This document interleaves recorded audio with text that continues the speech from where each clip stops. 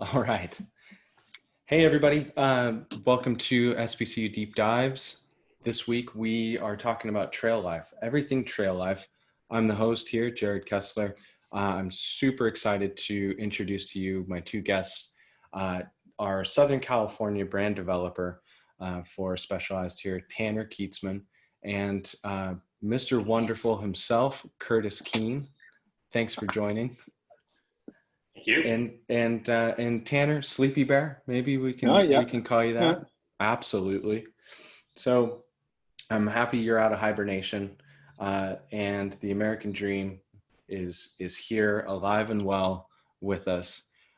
You guys know trail bikes. You know, live in trail. You're digging. You're doing all of these things, myself included. Shoot. We're all trail riders. We experience, we have our version of what that is, and we experience on all sorts of different bikes and products and everything that Specialized makes that allows us to more or less live the life we want and that we enjoy the most, which happens to be digging trail, riding trail, experiencing that with our friends. So today we want to talk a little bit about that and go in a little bit deeper on the history of kind of what brought all of us here into today's time, enjoying the products that we have now, and where that came from and what our paths were that ultimately led us to be here talking. So I want to start with just like a brief history of ourselves. Which would be like, when did we start riding? What was our first serious mountain bike, and in what direction did we go within that mountain bike world when we did start? So, Tanner, let's kick it off with you, if you don't mind. When did you pick up mountain bikes? Oh boy. I was actually looking back through old pink bike photos to figure out when I got my first serious mountain bike. But started just digging dirt jumps. I grew up in a small town in upstate New York. Was graced with a decent amount of land as a kid, so my pops and I just digging on our property, building a whole bunch of North Shore stunts, digging dirt jumps with buddies, all that. But that was back in middle school for me. So 2004, 2005 was when I was starting doing that. And then got this relic here. But 2006, I By ended up getting relic, my are you first. talking about Tanner and I, or Curtis and I? Yeah, well, Because I it tell could you be. what, I mean, I feel like a bit of a relic if you're in middle school in 2005. Yeah, well, look at this. Check this thing out. First serious mountain bike. Oh Oh, yeah. oh 06 Kona Stinky, Coil 40. What is? Can't tell what that rear shock was. Some Fox, maybe Probably Fox vanilla Modella RC. R. Yeah. Yeah, but big Classic. thing, front derailleur, E13 chain guide, Dior LX. Man, that was such a cool bike. But yeah, that was like, I'd pedal that thing around, go mow lawns as a kid, go ride that to the dirt jump spot, bring that out to a bunch of the East Coast bike parks. Man, that was, You I were miss living the that high bike. life. Yeah, Yeah, that was man. great. I, Yeah. that's what it was back then. I spent plenty of time on dirt jumps on my downhill bike too. I think I see a P slope there behind you on the wall. Yep. Um, Yeah, I got that. We got a great little bike park right up in Thousand Oaks down here, that place called Sapwe. We'll take that out there, go ride the dirt jumps. I get a pretty sweet pump track that I helped lend a hand building as well, with our ambassador down here, Marshall. sure. No, so you started pretty much straight away into more of the gravity oriented dirt jump and downhill Hmm. side, huh? Um, Yep. and and Curtis, what when did you start? What got you into it? And were you fitness oriented guy, or were you downhill, thrill seeker, more gravity oriented straight out of the gate? Growing up, I was always a kid, just wanted to be outside, whether it was baseball, riding bikes with my cousins who were like my brothers. just I remember just being obsessed about anything 20-inch, and so just always the kid that rode bikes. Wasn't serious about it, just enjoyed them. And I think I was like 13, 14. I want to say like the Trek 9000, even though we're dropping another brand, but I remember seeing it in the store, and my mind blew up. Front suspension, like the Judy, you know. So Oh yeah. I convinced my dad to loan me $1,100, and he did, and you know, worked my butt off and paid it off. So I kind of started it, to be honest, and just rode and just breaking stuff. And I kind of did that till about 17 or so, and then I kind of went on like a little hiatus. I found cars for a bit, got out of high school, started working, and to make a long story short, I was working out with my buddy Derek, and this is like 2000, 2001. And we knew each other from riding a little bit of mountain bikes when I was like 15, just a couple times, but super nice guy. Hey, do you want to go to this place called Downeyville? I'm like, what's that?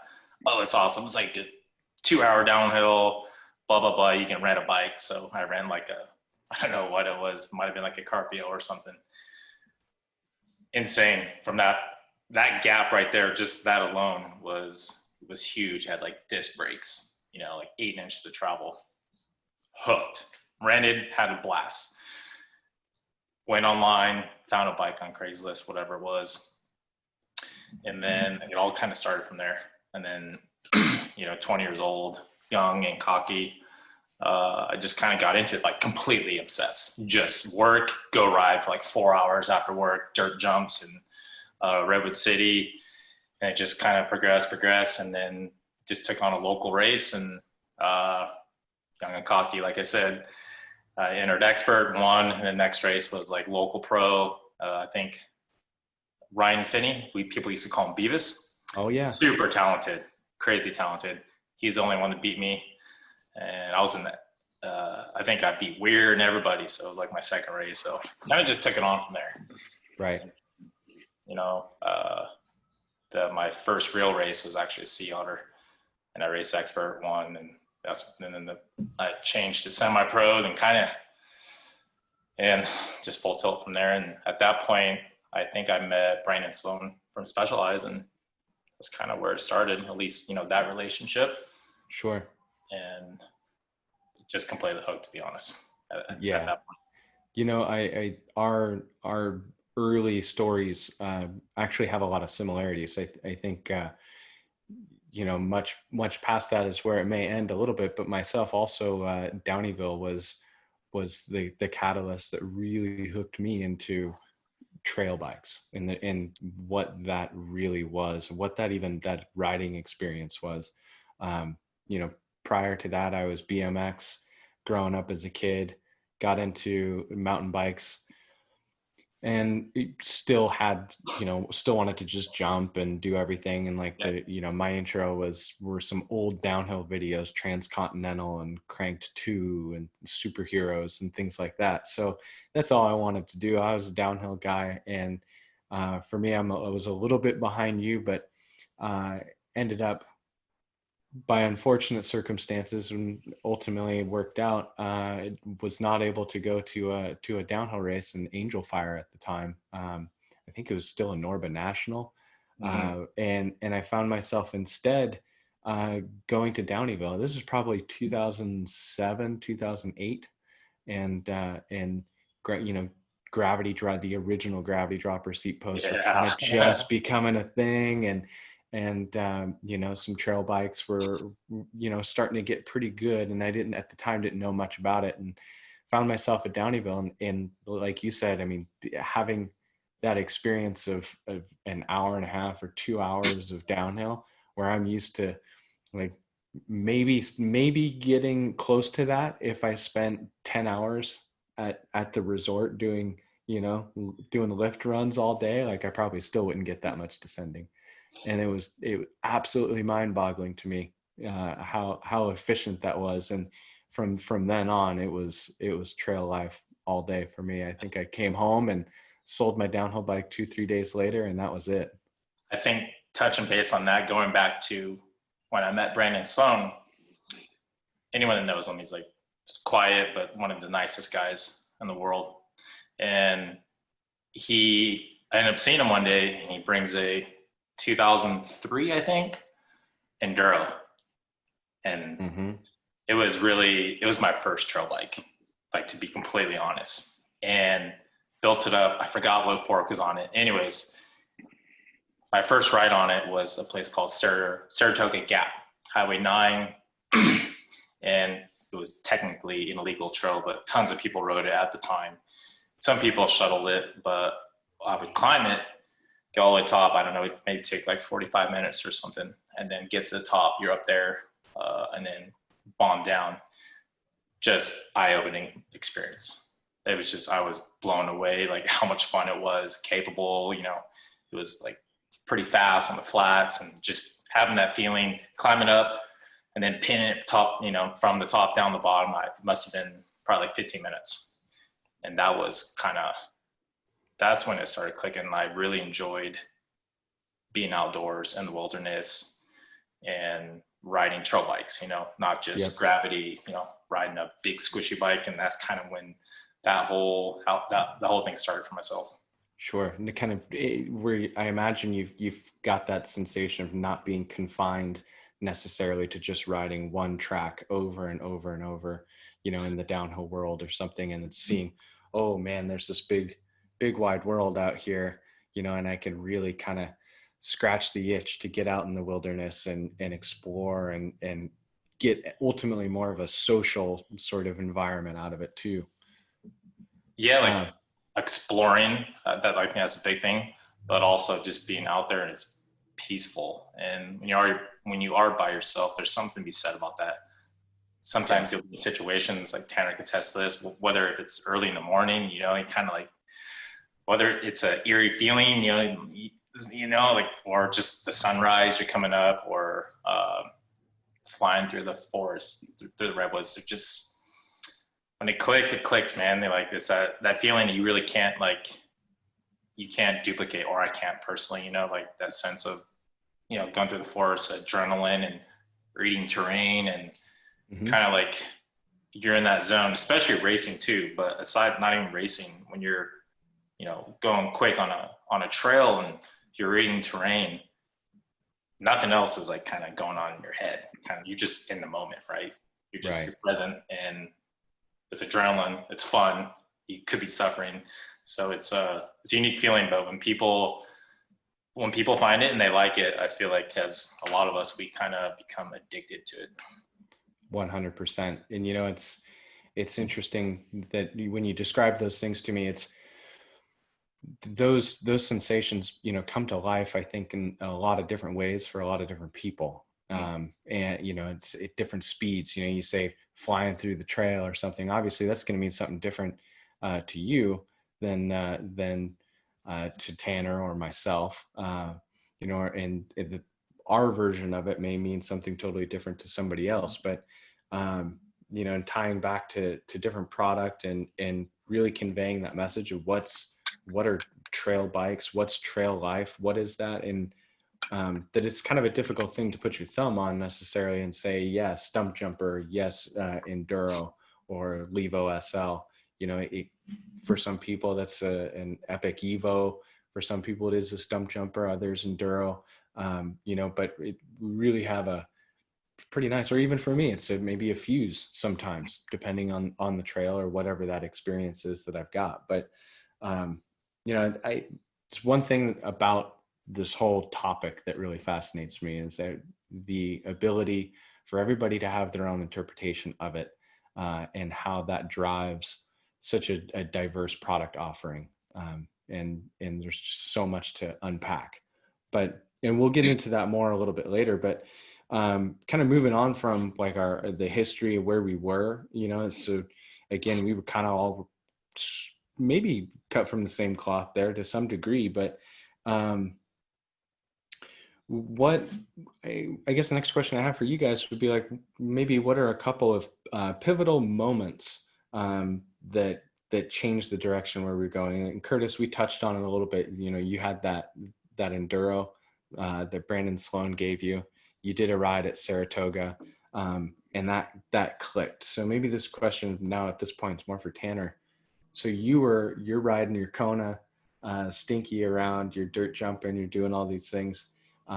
You know, and I know you now as certainly like a trail rider, core through and through. You know, what was there any time in particular or event advancements in bikes, technology, anything like that that really clicked for you? It was more of a change in scenery. I grew up on the East Coast, upstate New York. Did a small stint in Burlington, Vermont, when I tried the college thing out. But it really wasn't until I moved west, until I moved to Southern California back in August of 2012, is when I really started getting the trail ride. So everything up from that, when I got that stinky to, I ended up getting an SX trail, a demo, I had a P3, all kind of rolling up to the point where I moved. Did a couple downhill races, raced collegiate, all that stuff, but always riding bike park, riding dirt jumps. The access to trail riding for me wasn't really there. The community that is now where I grew up in upstate New York, Adirondacks area specifically, is just starting to develop. There's 2 miles down the road from where I grew up, there's a trail system that got put in place. There's maybe 10 to 15 miles of single track that are perfect for trail riding. So I didn't get to have that. Really wasn't moved till I moved to Southern California, got introduced to the Santa Monica Mountains, which Curtis and I spent god awful amount of time in riding, exploring, doing whatever. It really wasn't until I was exposed to that I was able to understand, okay, cool, like I can go out, go have a 2 or 3 hour, maybe 4 hour ride, go ride a whole bunch of single track, fire road connected in, and have a grand old time. And I mean, we're graced with a whole bunch of different zones around here. Everything from super chunky, steep, to fast and flowy, to cool ridgeline descents through grasslands. Got a bunch of areas that have a bunch of oaks in it, so you get the kind of like what Curtis was used to growing up riding through the redwoods. We get that through some oaks. It really wasn't until I was introduced to that, and then getting on a proper trail bike. I think first trail bike I ever got on was, I had a Voodoo hardtail that I bought right when I moved out here, but then full suspension, it was Da Vinci Dixon that local rep helped me get. And at that point, like it was a 150, 140 bike, and I was able to go pedal.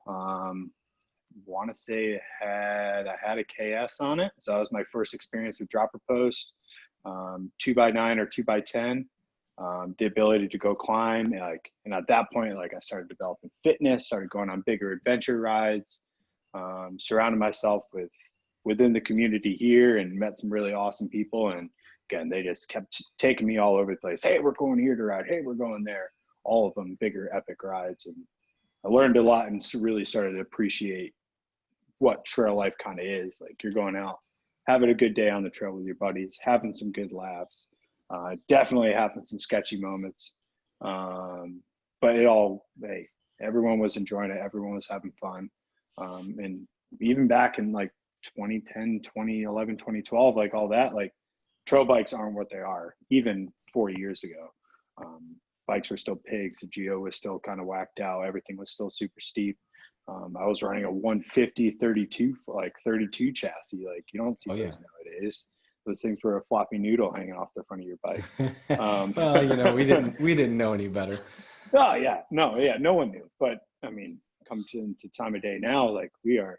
I mean, just the rack behind me, like we're so blessed to have. I mean, I got a Fuse, Levo SL, Levo, Enduro. Like you have every single type of experience I want to have out on the trail, I can go have, whether it's from the pure experience of the Fuse to the exciting experience of the Levo SL, or just the going out and smashing on the Enduro. Like you can pick and choose whatever you want, and the product is dialed. Like you get what you want out of it, which is great. Right. You know, it's what's interesting to me is you guys both actually, and you wouldn't know this necessarily, but you both dropped the name of specific products that were very influential, that happened to be sort of pointed out as highlight products from our very own czar of FSR, Mr. Jason Chamberlain, longtime engineer at Specialized. I had the good fortune of doing a deep dive with him a couple of weeks ago, and Mick, and Curtis, that 2003 Enduro was one that he really marked as a very influential bike, and something that was especially proud of. And Tanner, that SX Trail that you mentioned you had, that also was a standout, something like very ahead of its time. And this guy, that's the one. That thing was awesome. That thing was great. Yeah. You know what? I also had one of those. Yep. Now, what's interesting to me, Tanner, is like the timeline that you really started kind of experiencing that, and your aha moment, we'll say. And when you're talking about like chassis getting better, geometry coming around, and the bikes just really getting better, that at that point kind of was coming off of the heels of the competitive side, which Curtis, maybe you could speak to, because we were talking before about how, EWS and enduro racing, when that really started to come up, which would have been 2013-ish, but in the years coming up to that, we really saw a big ramp in things. And so Tanner, you kind of were enjoying the fruits of the labor that Curtis and some guys were doing on the racetrack, and really pushing the boundaries of what our trail bikes were doing. So, Curtis, you were kind of on the leading edge. You were an early move over to the enduro racing world, which is where most people, nowadays might be most familiar with you from. But you go way back into downhill and everything before that. So in those early days racing, you experienced, like I said, a lot, a lot of learnings very quickly. What were some of the hurdles that you had, or your experiences in those early times? Well, just to tie into that, but right before that, I was racing downhill. But when I was always racing downhill, I was always riding my trail bike in my stump jumper or enduro and UCSC, which everyone knows about for the most part in Santa Cruz. And I would put wide bars on it and chain guide. And to be fair, the chain guide and all that, I kind of learned that from Mark Weir. He was definitely ahead of the curve and like pushing boundaries back in the day too, just suffering up hills and all that. So I put like a super short stem and all that. And I'll never forget Brandon Sloan again. He, like I said, he's quiet, and his man one day said, "Hey boy, can you send me a picture of your bike?" Why does Brandon want a picture of my bike? Send a picture of my bike, and I see him like the weekend or something to go ride. And he's like, "Yeah, I want to show everyone and maybe create something so we can credit the Evo line to Brandon and Jason and those guys." And that's kind of how it started. So it was I was part of that in a way, but Sloan had the vision, of course. So it kind of started from there. With that setup, we were riding some of the gnarlier trails in UCSC, but we had super sketchy tires. Suspension was 130, it was minimal. So, but we progressed through that, bikes were getting better, SX Trail, so on and so forth. But I was always a guy that rode trail bikes in the off season or during the season. So those guys from Specialized, Brandon Buck, and they went to Italy and France a few times in 2009, maybe 10, 11, and they raced some of the enduros over there. And they saw it, and they experienced it, and they were like, it was so much fun. And they were like, "You would love it, man." And the whole kind of like enduro thing was happening in North America finally. And we had some conversations, and they're like, "We think you should try it." So in 2012, I raced some downhill and some enduro, and I was always a pretty strong guy. I like kind of suffering in a way. And so I raced a bunch of enduros in 2012, and I won a lot of them, a lot of the big races. Some of the big Super D guys, I was beating all of them my first year, which was hard because they were so fit too. Like, what was it? Aaron Bradford and Mm-hmm. Ross Schnell, all these guys, you know, so kind of started from there. And then 2013 was the first EWS. And that's when things really started to like kind of get serious. And on a global level, when you have names like Jared Graves, Jerome Clements, Steve Pete showing up to these races, Greg Menard, Nico Lau, just globally, you know, naturally the competition gets harder and harder. I think the only person that really knew what was going on was Jerome Clements, because he'd been racing enduros for a while in France, obviously. Mm-hmm. So he had a bit of an idea for sure. But we were all learning and pushing the limits. And with that being said, we were going harder and harder, and naturally we were just going faster, and we were wanting different things that didn't exist at the time. So when we first released the Enduro 29 in 2013, it was, I'll be honest, I was a little hesitant, but I got on it and I really liked it. I was comfortable on it and I started racing it. And because the bike was so ahead of the curve and capable, the bike itself, wheels, like geometry and all that, we hadn't thought about, or just we hadn't figured out yet. We didn't know what the capabilities were of it, like how hard were people going to push it, us, or whatever. And our tires and wheels were behind. There's no way to know that, you know, like we just being pushed by everyone and testing the limits. So that was definitely one of those things that we had to go through. And then tires were getting a little bit better, wheels getting stronger. Then a rear little Monarch is not going to work in the rear. Yep. I'll never forget when I wanted I asked the guys for a downhill rear shock, and they thought I was crazy. They're like, well, that's dumb. You don't need that on a trail bike. We know where that stands now. And then same with a fork, you know, being 170 mil, people thought I was crazy. I think I was one of the first guys to ever have a 170 mil 2.9. And John Cancelier from Rock Shocks was a little hesitant, but he kind of saw it, and he's like, you know what, that's not a bad idea. And he put it on, and I think my first race with that was, it must have been La Tuile or something. It was instant. I just felt so much more comfortable, you know, a little bit taller, slacker. So we're just progressing, pushing harder and harder, and it just led to things.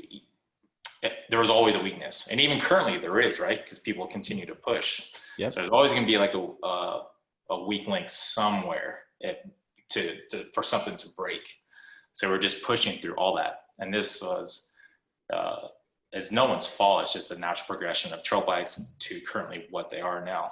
And as we know, we ride them. We take them to Whistler now. We just ride laps on the lift or the trails that used to be downhill trails. Tanner and I, we fixed a trail locally when the whole COVID thing happened called Suicide. And it was literally just 4 downhill bikes. That's all people rode on it. Super chunky, rocky, all that. Yep. Now, are they pushing to the top or getting shuttles or something? They would push, man. If you can climb to the top of Suicide on a downhill bike back then, you should have been racing XC.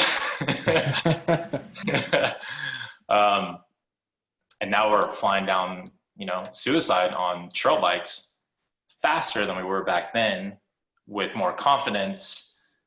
I'm not saying it's the smartest thing, without knee pads and all that, just because these bikes are so good now. But we had to go through those growing pains in a way, and everyone did, like, for sure. I mean, Jared Graves was running, I remember, like exo casing, like tires, and he to this day is I only won that race because I got lucky. You know, I didn't fly. Oh, yeah. Yep. You know, and so I remember.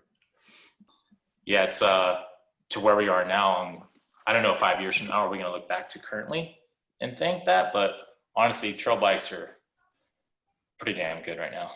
And absolutely. And it's a great point to really drive home to me, in thinking about on the racetrack or on the weekends, whatever, you see some people, some things that seem maybe nothing short of polarizing, right? At some point, a 170 29, you know, whatever it is, it's always something, whether it's 200 millimeter brake rotors on a on a trail bike or 2.5 tires. It's always something, right? And it seems polarizing at some point, and guaranteed in due time that trickles down into something that ultimately becomes exceptionally relevant for everybody, to whatever their capacity or their style or their choice of experience would be, right? Like to your point, you're riding this once was downhill trail, on something probably like an Epic Evo or something now that is like a total dual purpose Slayer. You could race cross country successfully on it, or really go have a good time and pilot that thing down some aggressive trails, whatever it is, or maybe it's stump jumpers you're riding, but and we're pedaling to the top now, right. because bikes are so efficient. That's the thing. And these bikes they've created new boundaries. They've allowed us to explore more areas. And before, the mountain biking scene has obviously grown and the whole thing, more trails have been built. You don't need a ski lift. You don't need a 3,000 foot mountain. You can have an awesome time on a 500-foot hill. It's just a matter of the trail being built to its best suited to the terrain and, just kind of what the layout works and whatnot. And that's allowed trails to be built where Tanner's from now, or right. in an area that necessarily doesn't have huge mountains. Where we live right now, say directly to where there's not huge mountains. There's 1,200, 1,500 foot, 500 foot hills. But if we go further into the bigger ones, but they're not massive. They're not the Alps or the Rocky Mountains or anything, but they're a lot of fun, and trail bikes have allowed us to that's all opened up to us now. Sure. And just for clarity, where do you, not exactly where, but you guys are in Southern California. Yep. Loosely. Yep. LA area. Yeah. Northern LA in the Conejo Valley. Sure. So we got lots of open space around us, which yeah, open space in Southern California, LA area, for someone who doesn't live down there, those terms don't usually go together in my mind, I think, right? Yeah. You think of Southern California, you think of metropolis, you think of freeways, you think of the crazy traffic, but you pick where you live, right? Yeah. Both Curtis and I we live 15 minutes apart, and we chose to live where we're at because I can ride out my back door. I have 3/4 of a mile of neighborhood roads to get to the trailhead here. And that trail we talk of Suicide is literally 3/4 of a mile down the road. I get to the bottom. And Curtis has the Millennium Loop, which is an amazing 12.5-mile loop around one of the gated communities in our area. Great cross country riding. It is so much fun. Super fun. Yeah. So right. we just have access everywhere. You go drive 30 minutes, we have even more. Southern California is definitely a gem. And so it sucks for riding. Don't come down here. And so you guys, you talk about, all the riding you have, the loops and trails, tracks, everything. And, that kind of dovetails into the community aspect that I really wanted to touch off on, with the evolution of trail bikes, our equipment, the experience, how we're interpreting, Curtis, like you said, the landscape, the hills, this sort of, with all of the advancements and the bikes becoming more and more capable and all of these things, it's almost counterintuitive to think that, oh, now I've got this bike that can go 1,000,000 miles an hour over whatever I want it to do if I want. But then at the same time, I don't need a 3,000 foot mountain to enjoy it either. I can also really enjoy this thing on a 500-foot hill with well sculpted trails, because I could pedal up and do all these things. But so there is a community aspect that I think it's worth mentioning, that where trail bikes are today and that lifestyle, it is super community driven, or maybe it has the opportunity to drive and to build community, right? Because we're not having to necessarily go out on some 40-mile big epic loop. We can hit some shorter runs that might be more conducive to a group setting to some capacity and really enjoying that with friends. And it sounds like that style of trail and that ability was a draw for you guys to eventually live where you are now. Would that be accurate? Yeah, I'd say so. Yeah. Yeah, we have great area. I mean, exactly what you're speaking to. Community is our trails up on Rocky Peak. There's 5 or 6 descents up there that have 1,200 feet of vert. And we have just riding buddies from all over the place. We get together mostly in the winter time because the dirt is perfect up there.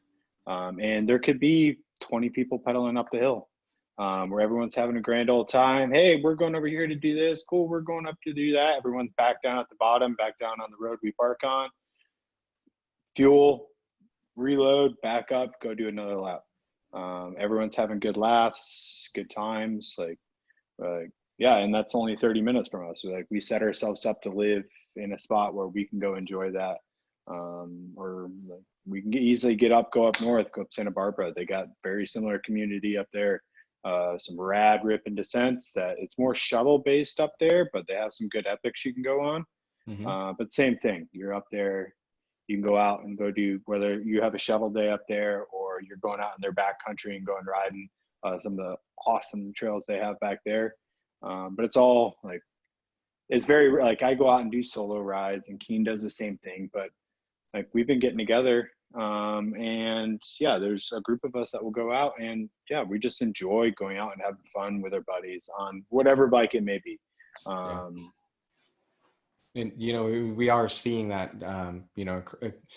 across many little regions. We have our little hot spots and everything, but it's been great, for me as sort of a casual observer to see, Bend or Bellingham, Washington, or Ashland, Oregon, or whatever it is, your area down there, that trail riding and that trail lifestyle and that community aspect is really, legitimately drawing people in, and that's driving their choice on where to settle, start a family, and so on. You guys are big parts. Sorry, Curtis, go for it. I was gonna say, I think that's part of the reason why it is becoming even more successful. I love dirt bikes. Living where we live, obviously if I lived somewhere else, like in the forest, I could ride from the house or something.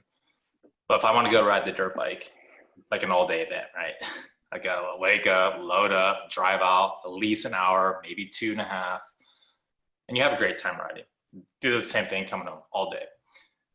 Where we live, and because the bicycle industry has boomed and all these trails have popped up from people building them, and cities, states get involved, and government and all that, we have more options now, and we can literally just ride from the garage door a lot of times. Or even if we are going to Rocky Peak, it's a 20-minute drive if we want to go somewhere different. But both Tanner and I, we just ride from the house. And when I was living in Santa Cruz, I was the same thing. I was 10 minutes from UCSC or 15 from Aptos or something. So it's easier accessible. Everyone knows a bicycle, or has, for the most part, ridden a bicycle growing up as part of a childhood thing, experience, right?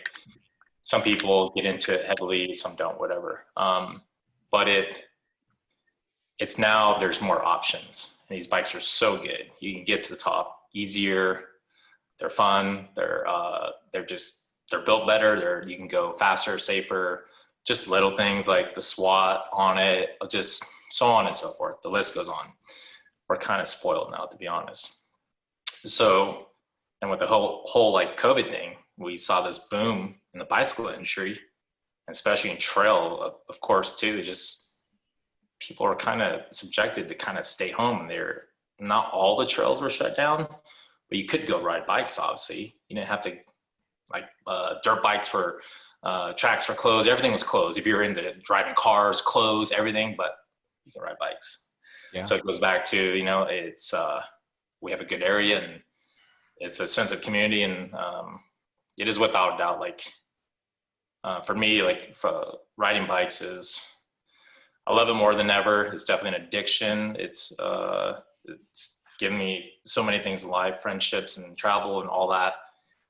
But most of all, I think like a good core group of friends. I mean, you have those special days, you know, whether it's an hour ride, 3 hour ride, but when you're having fun, and I don't know, it's hard to find that for myself. And without a doubt, sometimes I just want to ride by myself and you go hammer or do whatever, you know, but when you have your good crew and all that, and you kind of just get to go be idiots sometimes, or just whatever, just it's all laughs, or you say you'll have burritos after or whatever. I don't know, it's very simple, minus the complications of the engineering of a bicycle and all that, but fortunately we don't have to worry about that. Yeah, we're just out in the hills or mountains, you know, climbing and then going down a hill and on a bicycle. And I don't know, to some people that doesn't register, but when you find it and it resonates with you, some people it turns into like an addiction in a way. So that's kind of where I'm at. You know, I love it more than ever, and doing like trail work and all that too. That's definitely, I've always been part of that, and we're pretty heavy on that these days too,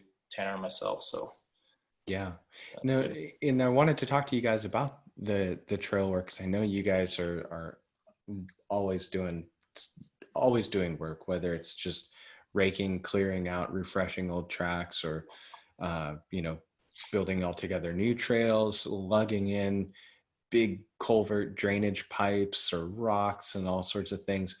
So what are some of the tools that have enabled you to really elevate the amount of trail work and the accessibility to some more remote areas necessarily, or you know, what are you guys using? That thing right there. Yeah.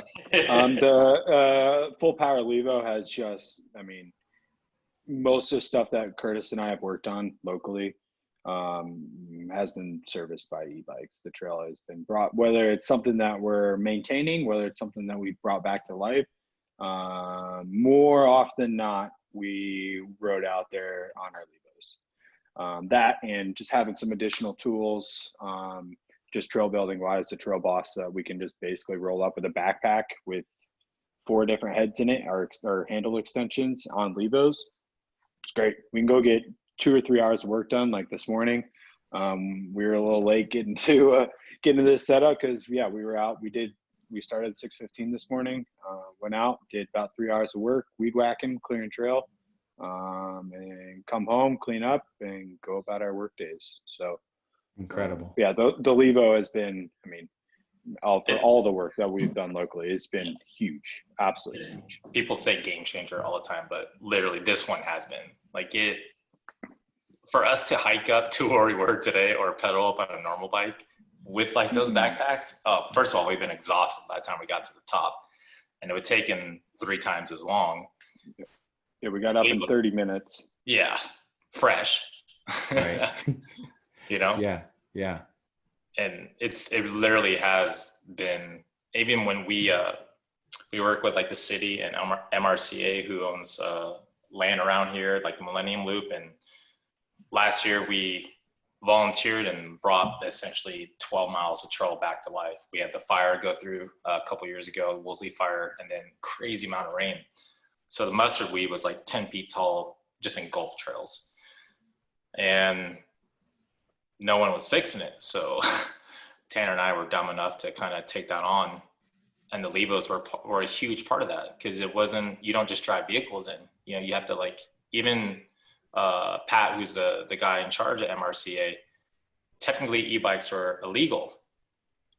The first day we brought Levos, and Tanner brought his Levo with the trailer, and I had Levo and some other Levos, and we, you know, I go up and carry some tools. It clicked for Pat, and Pat's a really nice guy, retired firefighter. He supports mountain biking and all that, but the whole e-bike thing, he was still, you know, like just uneducated. That day it clicked. He's like, wow. And then that's how we got to certain points that would take you like hour and a half to get to like the one point where we had to clear trail all up to these switchbacks, it had been a mission and a half. And we just cruise on up with the trailer and weed whackers. And so it really has been like amazing for us. So that's incredible. That's a powerful statement. And props to you guys. I mean, first and foremost for seeing the need and taking it on. And, you know, what do I say, Dan? Yeah. We do it for selfish reasons as well. Yeah, do it for selfish reasons, and we're not out there for our health. Yeah, but like we're all about, like we work hard and we want to get it done because also we want to ride too, but the community itself it wants to ride it. So seeing people out there riding and enjoying it, you know, even if you do just get a thank you to all that, it is rewarding, you know. There's something to be said about it. And I know where now we've restarted clearing it again. It's not as bad this year. We're about halfway through, and we're definitely getting some like credibility with the city and all that. So creating great relationships moving forward to more access and, you know, possible new trails. And we talked about with some of the higher ups about some dedicated actually downhill mountain bike trails. So, but that stuff it takes time. Doesn't happen overnight, but it's been really good. So the hard work is paying off for sure. Yeah. Now, so you're digging, you're using the Levo as a great tool. You're digging all kinds of trails. I mean, you're obviously riding a lot too, and we are talking about riding. What these days? What's your typical go-to? Like, what are you spending the most time riding on right now, bike-wise?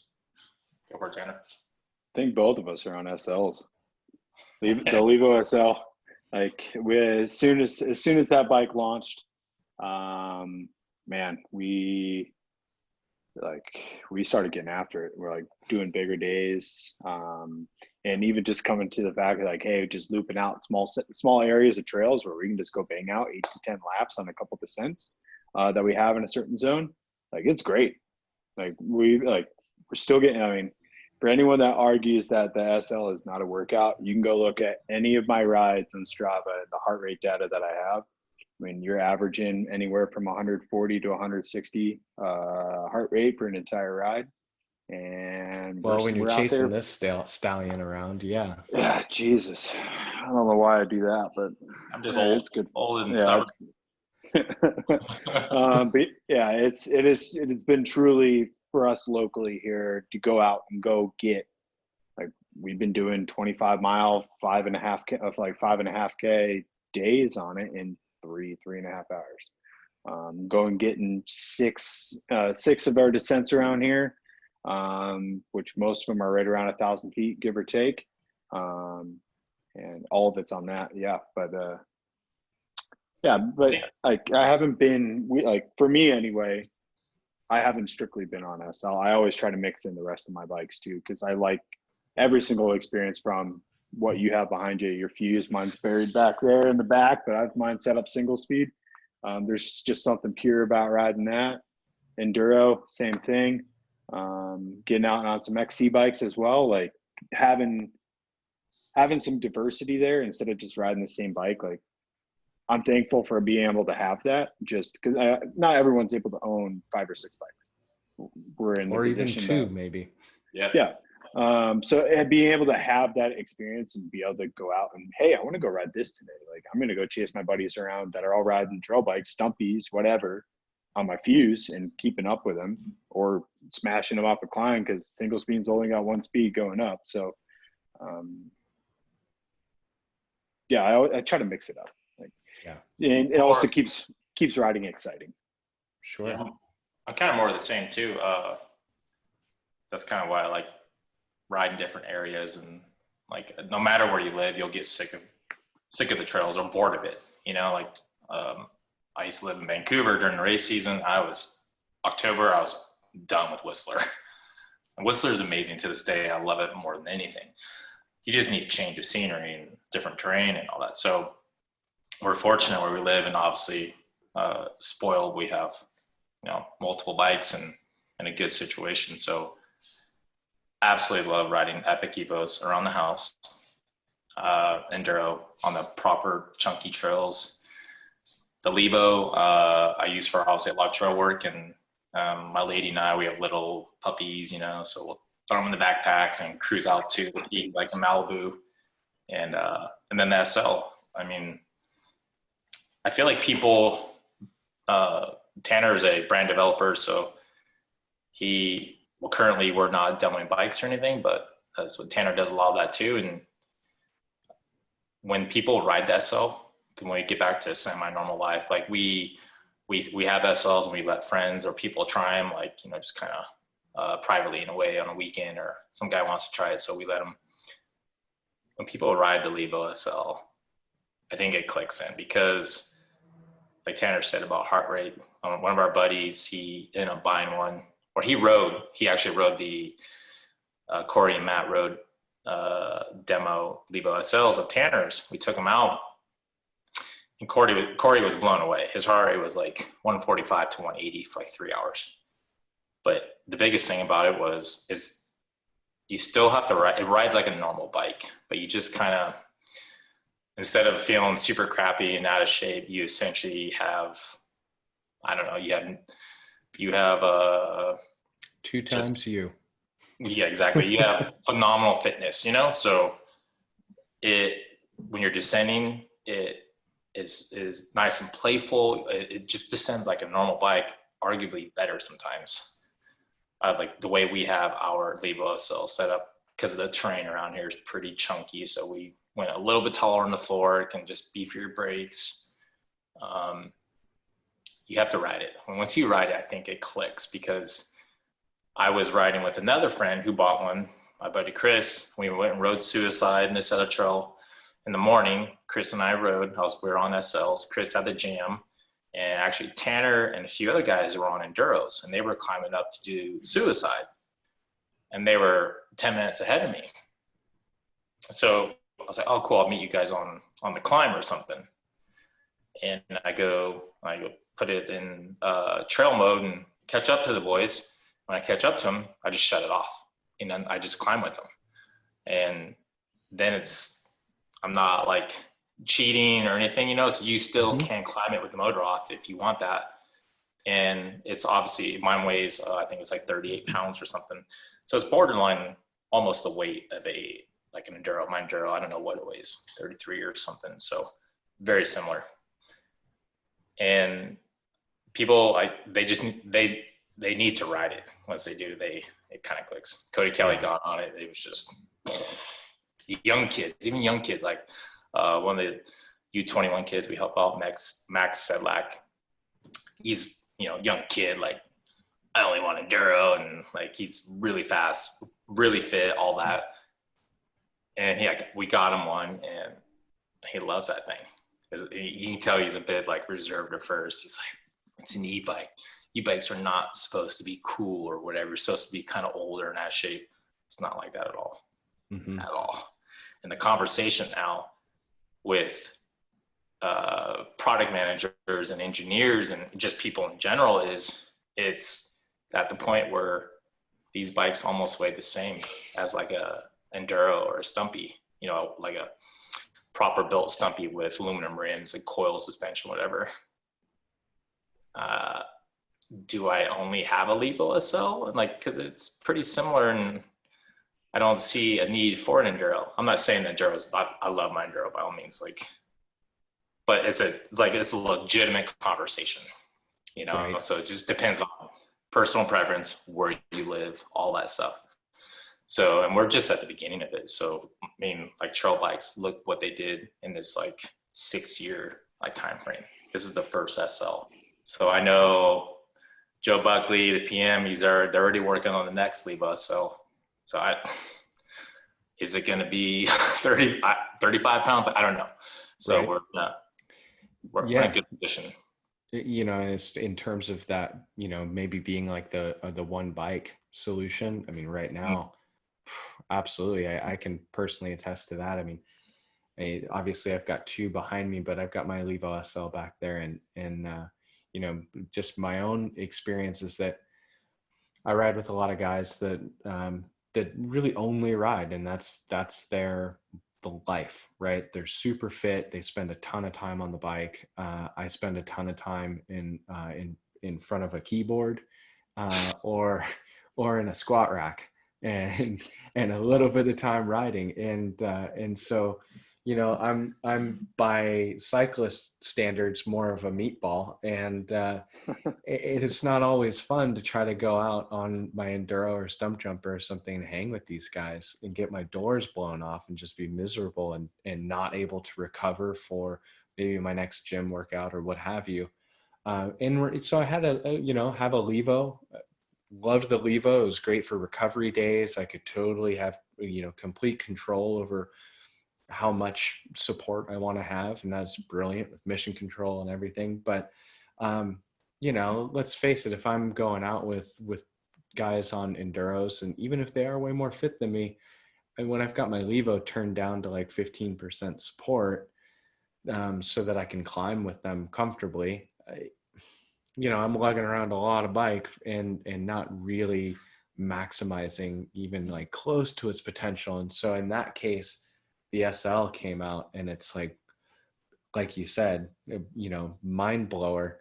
I can go ride this thing on trail or something, play around with my support levels, but just really maximize that system and its versatility to ride with super fit guys compared to me on normal bikes, or some buddies of mine that are gym guys or moto guys or something that really have no cycling fitness at all, less than me, and they're on Levos, and I can take my SL out and stretch my old cycling legs out and hang with them and have a good time. And it just gives me that versatility.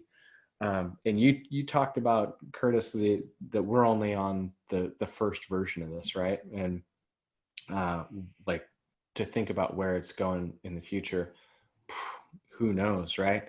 The sky's the limit. But you both talked about like the current setups of your SLs, a little taller fork, a little beefier brakes, maybe a little beefier tires and things like that.